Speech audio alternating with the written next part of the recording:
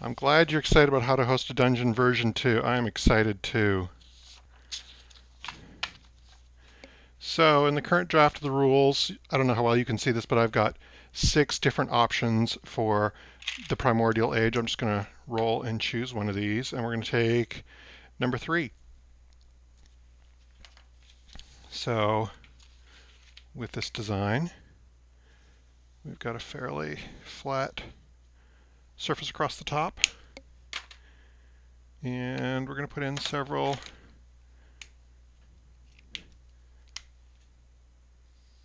zones, also known in this game as strata.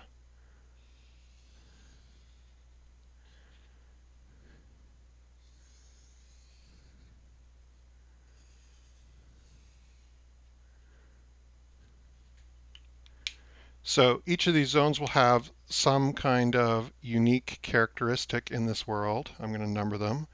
1, 2, 3, 4, 5, 6.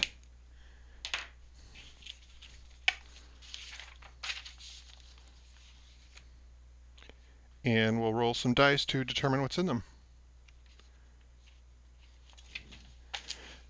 So when we find out what's in each of these areas, we use these 2 tables, a form and a feature. So the form is what shape it has. Is it a massive block of something? Is it veins? Is it a scattering? And then the feature, we find out what it is, gems or water, that sort of thing. So I'm going to find a couple D10s here.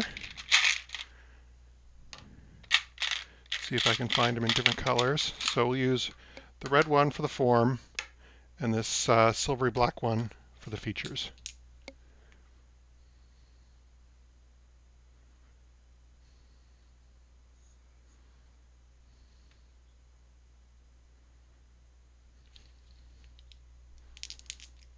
So section 1. So we're going to get a network of gems.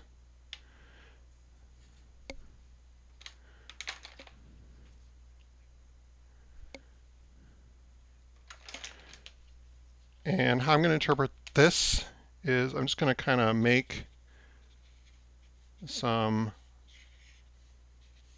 interconnected lines, and I'm going to put some gems at various spots along, like where these meet.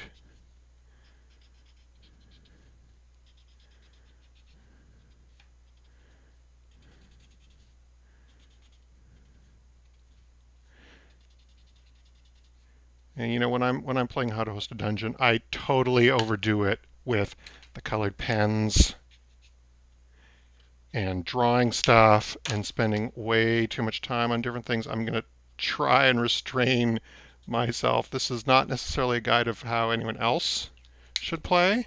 It's just a matter of what floats your boat.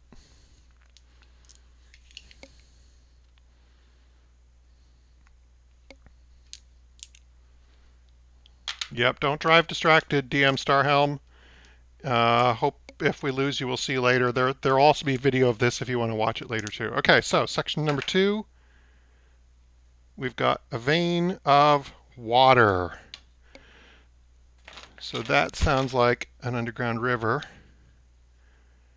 And I'm just going to run it right through this whole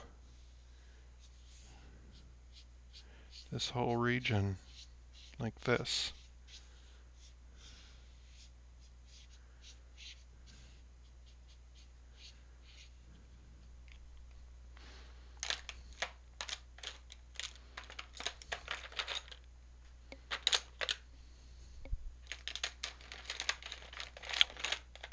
See if I have a good pen for labeling this too. That would be good.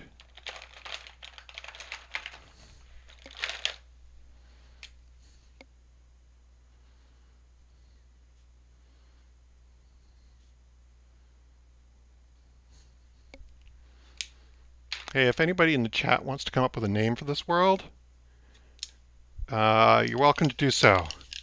I'm terrible at coming up with names, so I'm happy to have help from someone else. So here we have a 10 and a 1. So 10 is a combination, and 1 is or, so gold, silver, or mithril. So a combination, we're now going to roll twice. We get a vein twice, so 2 veins.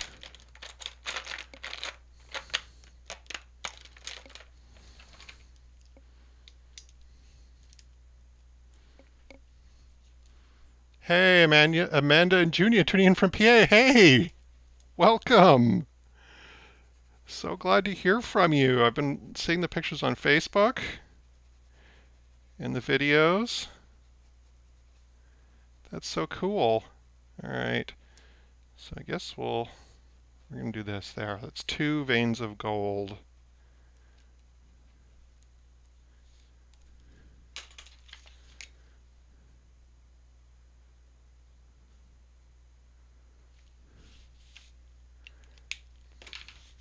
Please say hi to Zach for me.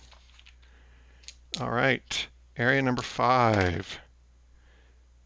3 and 6, an intrusion, which is basically a lump.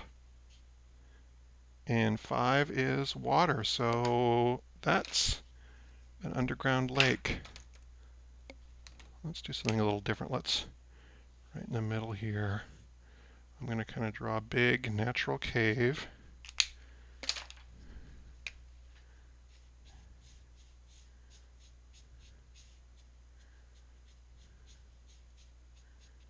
Fill it up with water. And for now I'm going to call it the Dark Ocean.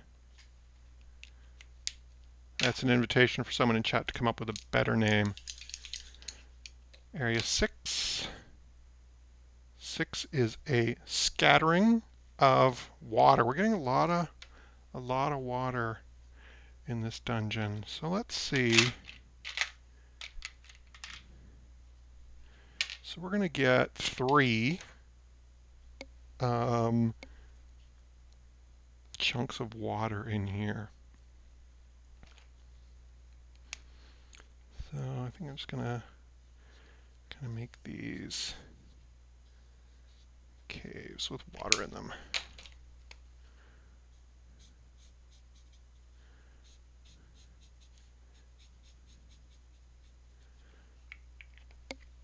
I'm going to resist the urge to draw eyeballs in those. That would just be too silly.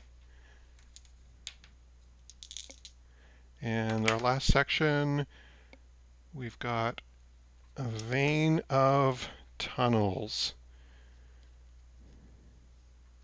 So when we draw caves, we roll again to see if there's something in them. 10, a nexus, which means something special.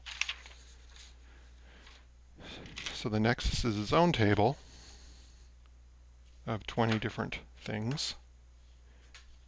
6, a gateway. This location is a gateway to another plane of existence. The next monster group or civilization starting from this area comes in through the gateway.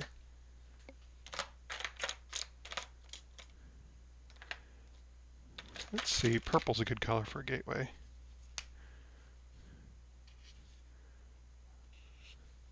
I'm just going to draw a very simple magical gateway.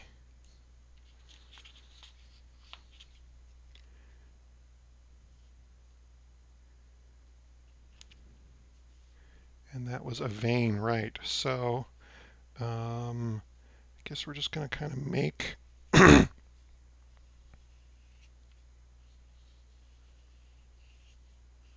a cave that comes right through the middle of here.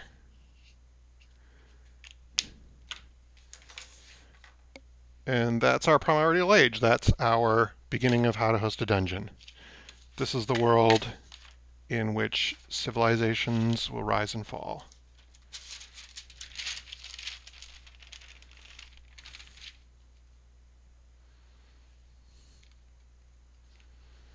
All right, I'm now going to put down a sheet of tracing paper for the next stage. And I know, I'm just zooming through this at terrific speed. I'll slow down a little bit when we get to the monsters, which is kind of the interesting part.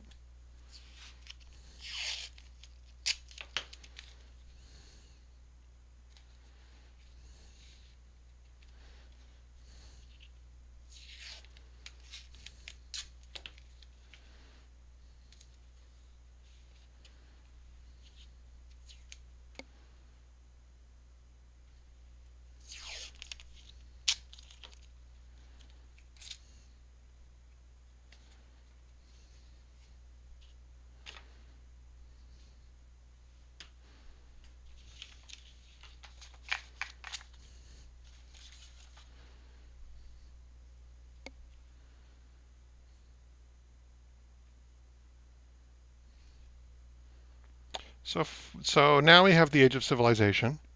Some civilization is going to come to this world and change it in a permanent way. My plan was to use the dwarves. This is the original version of how to host a dungeon. I've just been using some of the civilizations from that. The new civilizations aren't quite ready for prime time yet.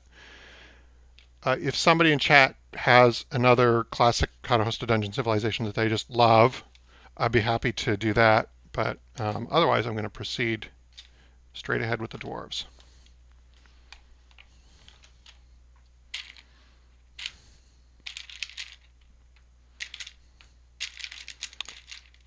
So I'm going to grab some wooden beads. For Civilization Age, I only need one color.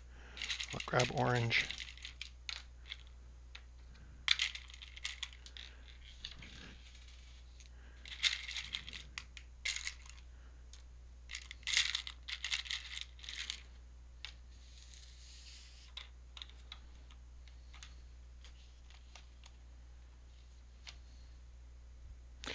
So in How to Host a Dungeon, in the Age of Civilization, some civilization, dwarves, demons, deep elves, we have wizards and goblins kind of in the wings, almost ready.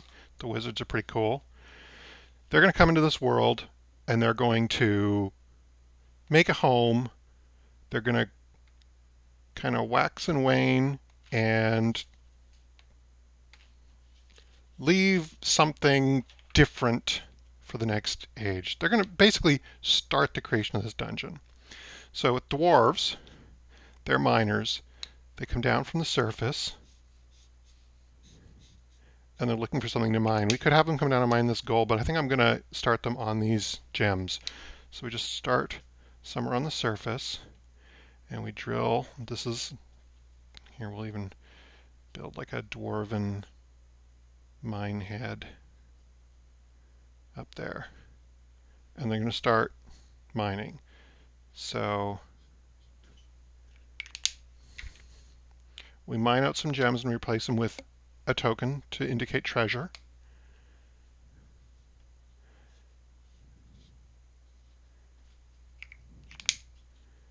And we build a home for some dwarves. So this represents some dwarven population living in these rooms. And now we just go through a series of turns as this civilization grows and advances. So each year in the spring, the dwarves gather whatever treasures they have mined, and they build treasure chambers to store them in. Then they expand their mine